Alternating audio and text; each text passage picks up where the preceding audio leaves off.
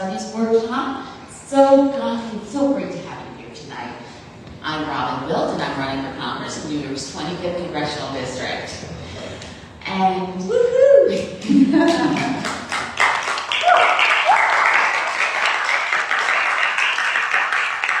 Thank you all for being here. And again, I want to extend a thank you to the Visual Studies Workshop for hosting us this evening.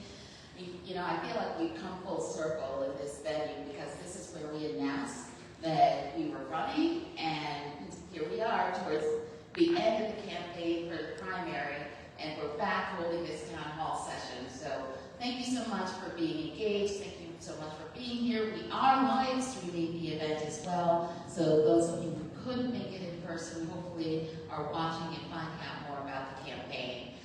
I want to introduce my friend and volunteer with the campaign, Rachel Rosner. She's going to tell us a little bit about the Run a Show this evening. So here's how we're going to try to do this tonight. Robin's going to start out by making some remarks, and then in order to make sure that we're not here all night long, which would be super fun, but we all have lives to lead. So we are going to break down the town hall portion into 3 sections. Local questions, national questions, and foreign policy questions. Then at the end, we'll sweep up if anybody has some questions that they've been posting on the live stream. That we haven't already answered, we'll make sure we get those. Does that make sense? Yes. So I do have some questions that people have submitted in advance, but if you think of something while you're sitting here, raise your hand and I'll give you the mic. Okay? Okay. Awesome. Thank you. And I also want to extend a thanks to our ASL interpreter, Christopher Coles. Thank you so much for having us.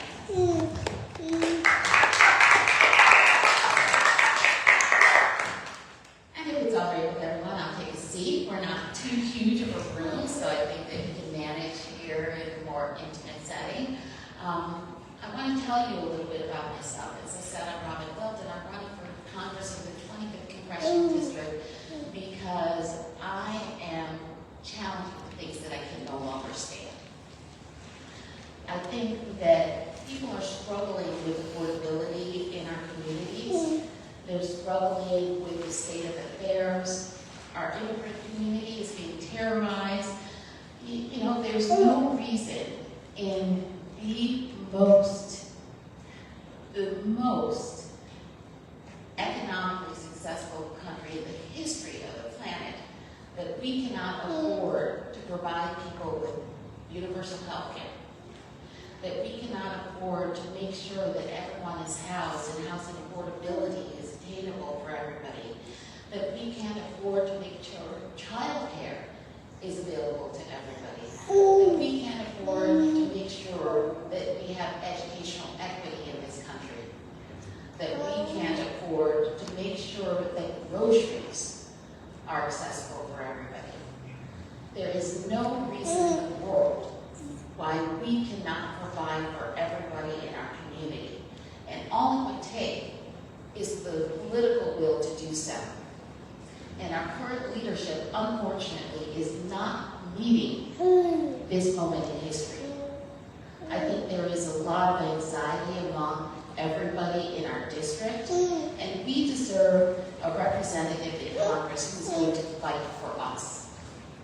Somebody who is not taking corporate donations and subject to the will of the donors that they serve, but rather somebody who is going to be accountable to the community, the people in the community that they serve. So that's why I'm running. I want to tell you a little bit about my background because I don't know that it is readily available out there. Like many of you, grew up in this area. I grew up in Pittsburgh. My parents immigrated to this country in 1968, and that was the year, of course, that the Fair Housing Act was passed.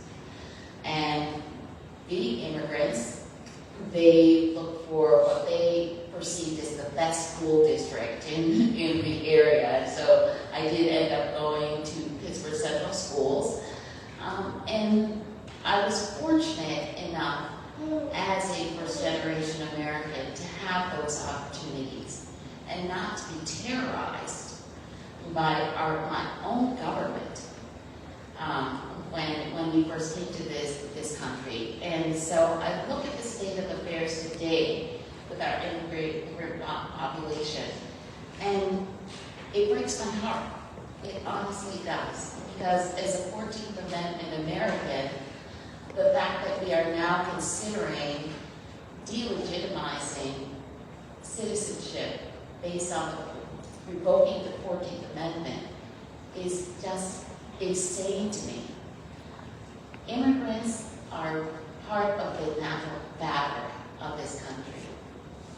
They contribute immeasurably to our communities, not just in terms of economics, but of course in terms of the cultural contributions that they make to our country. And it is unconscionable that they are being targeted by this administration. There is no way that we can deport our way out of the immigrant issues that we're facing right now. We used to have an immigration system that was focused on naturalization and the legal process to enter this country. Now, we have all of the closed legal avenues to enter the country, and we are focused solely on enforcement. And that's not sustainable, and that's not fair. We need immigration fairness, and we need somebody who is using their authority within the legislative branch in order to rein in this administration. Because we know that immigration is not the only issue that we face rollbacks of our rights, right? You know, LGBTQ status is suddenly being questioned. You know, as the parent to a trans daughter, it is, again, unconscionable to me that we have the authority of the executive branch targeting people and making those communities unsafe. Equal rights are for every human being. If we target any community, if we deny anybody their human rights, then all of our human rights are at risk. And so none of us can stand for the diminishment or the dehumanization of anybody in our community. As I said, I grew up in this community. I then went to college at Dartmouth College. And, you know, from an early age, I was very active on the grassroots level. Because having grown up in a community where I was sometimes seen as the other, when I was constantly scrutinized for my differences, I was keenly aware of the need to protect everybody in the community and the fact that we aren't all perceived in the same way necessarily. And what that means, especially when our government, under the eyes of the law, we should all be equal. So I always had a righteous sense of indignation when I saw injustice, and that drove me to become active in the activist community when it came to issues of human rights, particularly with regard to single-payer health care. I was an advocate for single-payer health care 20 years ago, right?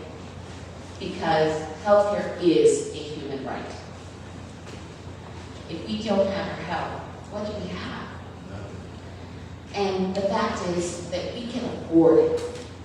We can afford to provide everybody in this country with health care. And it would actually be less expensive, and it would improve our health care outcomes. address some of the issues that we have with regard to disparities in healthcare outcomes. So again, from a standpoint of affordability, from a standpoint of what is ethically the right thing to do, and from a standpoint of providing access, we need Medicare for all. Yes. Yes. Good.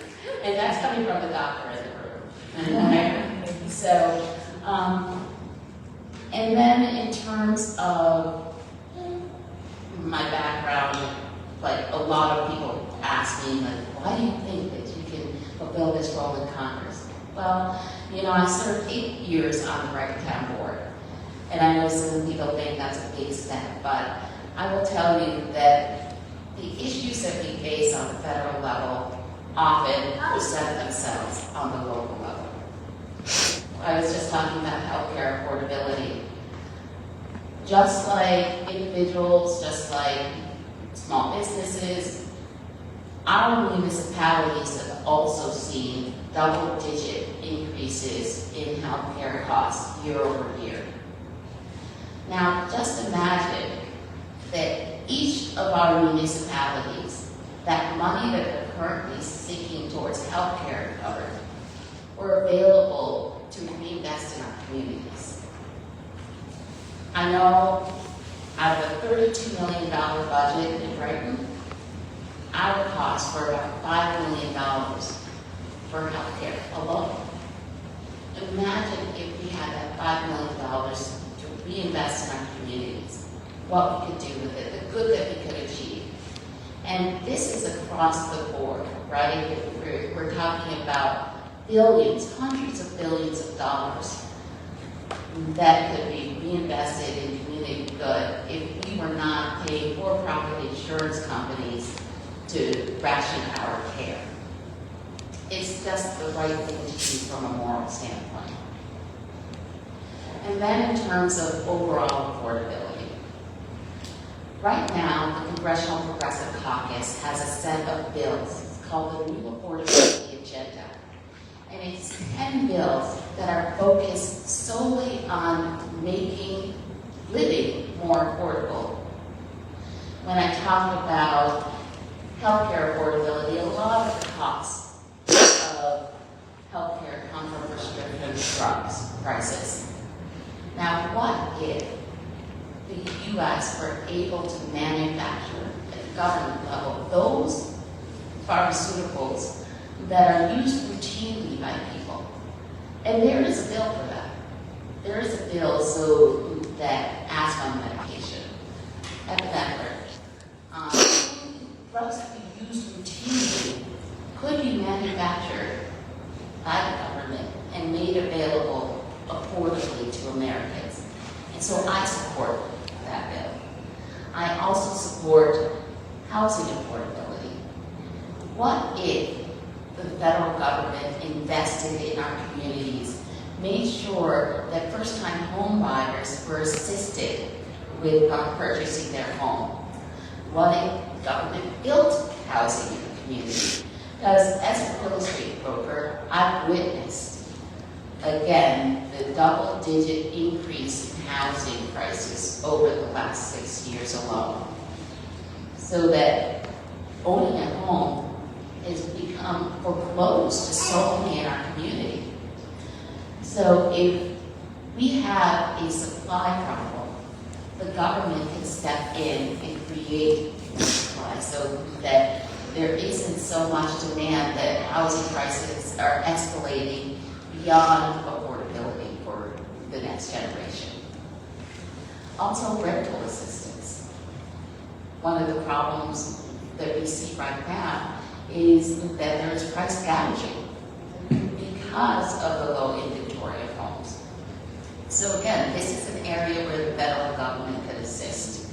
They could make sure that rent is not increased at a rate that is unfairly usurious for tenants. So I support the housing affordability bill that is currently before the Congress. In addition to that, we see groceries. are too high. And again, there's a bill for that. There's a bill that would disallow the large grocery stores in a region from price gouging. You know, what we see is, the larger grocery stores are manipulating prices, and they know that if they raise them at about the same rate, that we are going to be held captive. And so there are bills that would, again, keep them from doing that. And then finally, I think everybody is aware that utility prices are out of control in our community. And we happen to have a for-profit utility company that could be regulated under one of these bills that is proposed right now. What if RG&E were no longer able to charge its ratepayers back for lobbying costs, for the fines that they incur? I mean, they literally incur fines for not providing the service the way they're supposed to, and they're charging that back to the ratepayers. That's just not fair. And then, of course, there's the executive perks. Right now, our ratepayers are paying for all of those things. There's a bill before Congress that right now that would disallow that, and that also would cap the amount of rate increases that they could implement.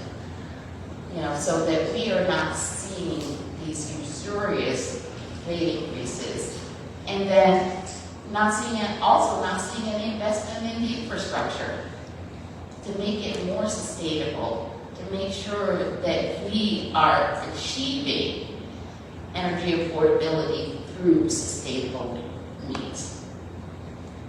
So these are just some of the things that are being proposed by the Congressional Progressive Caucus. And why I bring that up is because our current representative actually is not a member of the Congressional Progressive Caucus, because he does not believe that healthcare is a human right. He does not believe in the progressive agenda. And I will point out that one of the bills on there might not seem like it would make an immediate difference in terms of affordability, but the bill would actually abolish super PACs, as we know that. And people might say, well, what does that have to do with our affordability? Well, I don't know about you, but I received a mailer today from my opponent that was paid for by a super PAC. It is an AI super PAC. Mm. And I know you can't make this stuff up. And if you think that the fact that somebody is sending mailers on his behalf, pricey mailers, this was like glossy, double fold, very large, 8.5 by 11 type of mailer out to every constituent, because if I got it, is its opponent, that every single household that has an eligible voter got this very slick mailer. If you think that doesn't influence the way he votes on any bills regarding AI, I've got a bridge to sell you in purple. So again, when corporations are literally influencing our elections and determining the outcomes with their money, it drives up prices for all of us. It means that we can't get representatives who are focused on you. So those are just some of the things that I consider priorities. But probably the biggest right now is the endless war that this administration has us engaged in. And it's not just this administration, it has been every administration since the War Powers Act was introduced, has actually taken advantage of the loopholes that we have within that law to send troops indiscriminately across the globe and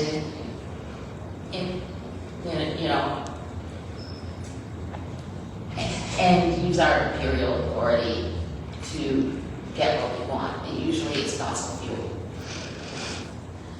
So I think that it's past due time that we rein in, we revise the War Powers Act, the War Powers Resolution, and made sure that Congress's authority to wage war was restored, and that it no longer resided in the executive branch, because we can see that every single executive that has had the power to send troops across the globe, whether it's war of choice, war of vanity, or war for profit, they have taken advantage of that loophole. Yes. So, again, as you see on some of my t-shirts here, my priorities are clearly stated. I believe healthcare is a human right. I believe in housing justice. I believe in immigration fairness. I believe in due process under the law. I believe in bodily autonomy. All of these areas where this administration and some before that, quite frankly, have fallen down, I think that Congress needs to use their considerable authority, their legislative authority, their investigatory authority, and their budgetary authority to rein in the executive branch. And right now, we do not have leaders who are willing to do that. The overwhelming likelihood is that the Democrats will take back the House. We will be in the majority. So it is imperative that we send the right Democrats back there. We need to send people that will fight, not bold. And that's why you should support this campaign. Because I will fight for every single one of you in the district, whether you voted for me or not. So this is a critically important election. And I am proud to offer the people of the 25th Congressional District a choice in this race. Now we can choose to go the same path of corporate control of our members, or we can choose something different. Wow. We can choose accountability. We can choose leaders who actually stand up for everybody in our community. So with that, I think you know where I stand now, and I very much want this to be an interactive session. So we're going to get to the question and answer portion of the evening. So please, Rachel, take it over. Like there are no more questions left to ask. In a good way. Does anybody? I see people's brains. So here's what we're going to do. Because it's 6:05 and we want to be respectful of everybody's time. We're going to spend the first little bit talking about local issues. Also well aware that local issues are also national issues, are also potentially foreign policy issues. But if there are things that are affecting you right here at home, things here in Rochester, in Monroe County, that you want to know what Robin's take on is, we would love to know that. And I do have one question that you haven't addressed yet that we've been hearing a lot about. The other pre-submitted question was affordability. So, data centers. There's a lot of talk about data centers, of lately, and people are wondering not only what their local municipal governments can do, but what can be done at the federal level to try to mitigate some of the harm that could happen. Yeah, AI data centers are definitely top of mind for people, and I understand why. Because they present a threat in terms of the environment, in terms of labor, and in terms of our privacy, quite frankly. AI companies tend to be the most secretive of all in the tech industry and corporations. And their algorithms for how they track us and invade our privacy are not well understood. And so I think that's why it's so important to have a moratorium, to just hit the pause button and